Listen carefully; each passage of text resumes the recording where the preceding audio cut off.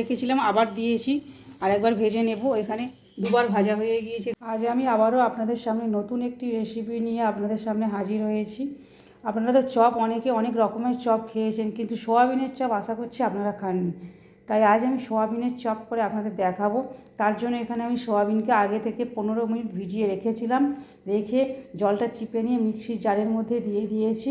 এটাকে আমি পেস্ট করে নেব। এবার তারপরে আবার ফিরছি, আপনাদের দেখাবো। আপনারা দেখতে থাকুন ভিডিওটা প্রথম থেকে শেষ পর্যন্ত অবশ্যই দেখবেন, স্কিপ করবেন না। স্কিপ করলে কিন্তু বুঝতে পারবেন না কীভাবে বানাচ্ছি।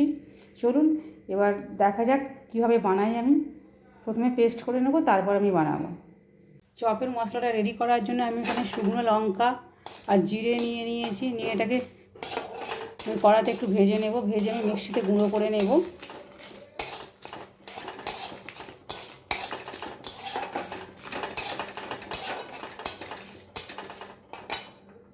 একটু লাল লাল করে ভেজে নিয়ে আমি মিক্সিতে গুঁড়ো করে নেব মশলাটা।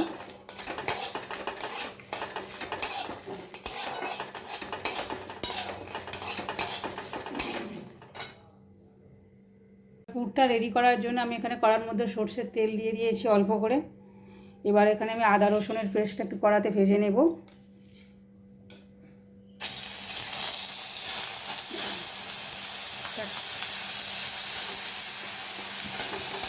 সরষের তেল আমি করছি, এটা একটু ভেজে নিয়ে আমি পুরগুলো রেডি করে নেব।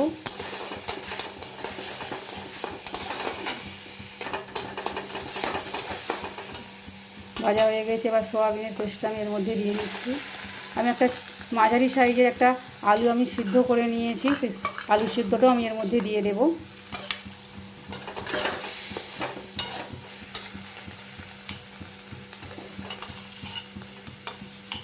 আলুটা দিলে তবে একটু চিটটা ভালো হবে, ওই জন্য আলুটা আমি দিচ্ছি।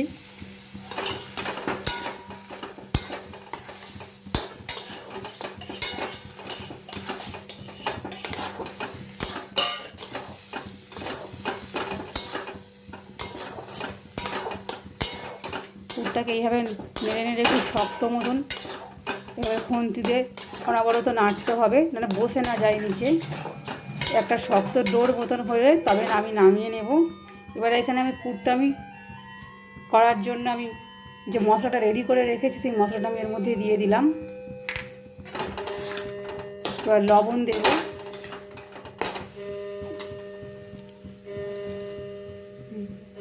লবণ দিলাম। এবার ভালো করে এভাবে নাড়তে থাকবো।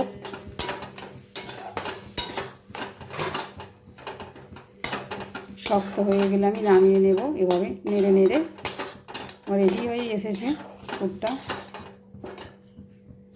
পুরটা আমার রেডি হয়ে গিয়েছে, কালারটা পুরো চেঞ্জ হয়ে গেছে পুরের, দেখুন। এবার আমি বেসনের গোলাটা রেডি করে নেব, চপের ব্যাটারটা রেডি করে নেব। তার জন্য এখানে একটা বোল নিয়ে নিয়েছি। এবার বেসনটা আমি নিয়ে নেব। চপের গোলা একটু ঘন করতে হবে, পাতলা করলে কিন্তু হবে না বেশি।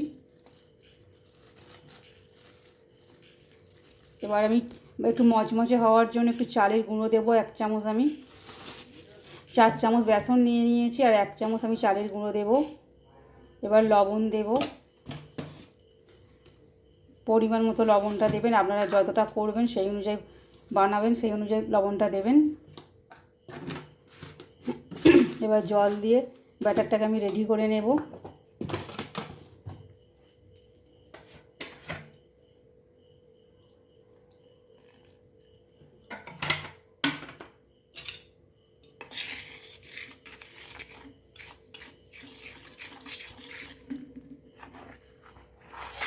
দেখুন চপটা আমি একবার ভেজে নিয়েছি।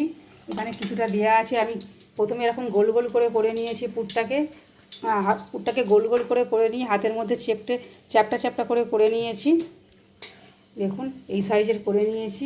এখানে একবার ভেজে আমি তুলে রেখেছি, আর একবার ভাজছি। চপ দুবার করে ভাজতে হয় তবে চপের কালারটা আসে, তার জন্য আমি একবার হালকা করে ভেজে নিচ্ছি, তারপর আবার একবার ভাজবো। দেখুন কীভাবে ভাজা হচ্ছে। তেল ভালো গরম হয়ে গেলে পুরো টকবক করে ফোটার মতন হয়ে গেলে তারপরে আপনারা কিন্তু দেবেন, না হলে কিন্তু ভালো হবে না। একবার করে ভাজা হয়ে যাচ্ছে আমার, দ্বিতীয়বার ফিরে আরেকবার ভেজে নিতে হবে। তবে চপের কালারটা পুরো দোকানের মতন আসবে, না হলে কিন্তু ভালো হবে না খেতে। দেখুন একবার ভেজে দেখুন কত সুন্দর দেখতে লাগছে, পুরো লাল হয়ে গিয়েছে দোকানের চপের মতন। এইভাবে আপনারা বানিয়ে খাবেন, আশা করছি আপনাদেরও ভালো লাগবে। এইভাবে বানিয়ে যদি খাওয়া যায় মুড়ির সাথে খুব ভালো লাগবে খেতে। যদি ভালো লাগে লাইক কমেন্ট ও শেয়ার করবেন। যদি ইউটিউব থেকে দেখেন অবশ্যই আমার চ্যানেলটি সাবস্ক্রাইব করবেন। যদি ফেসবুক থেকে দেখেন তবে অবশ্যই আমাকে ফলো করবেন। বন্ধ করুন এই তিনটে